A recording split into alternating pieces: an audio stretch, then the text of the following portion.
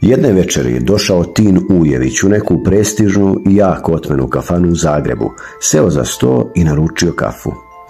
Pesnik je bio ležerno obučen u čistu, ali pomalo pohabanu odeću koja je pamtila i bolje dane. Kelner koji mu je prišao da primi narudžbinu to je primetio i odbio da ga usluži, rekavši kako Ujević nije prikladno odeven za tako otmeno mesto. Bez reči, pesnik je ustao i izašao iz kafane, ali nije mnogo prošlo, a ponovo se pojavio ovoga puta noseći svoje najbolje i najsvečanije odelo.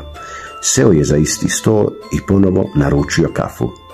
Ovoga puta uz veliki ulagivački osmeh kelner je doneo narudžbinu, a pesnik je uzeo kafu, otvorio džep od svog sakoa i izručio kafu u njega na očigled svih prisutnih, rekavši: tako vam je to kada poslužujete odelo, a ne čoveka. Kelner je ostao zapanjen, a Tin Ujević je ustao i otišao iz kafane. Priču istorijskog zabavnika čitao Miloš Milošević. Za još ovakvih video snimaka zapratite kanal. Hvala i doviđenja do narednog slušanja.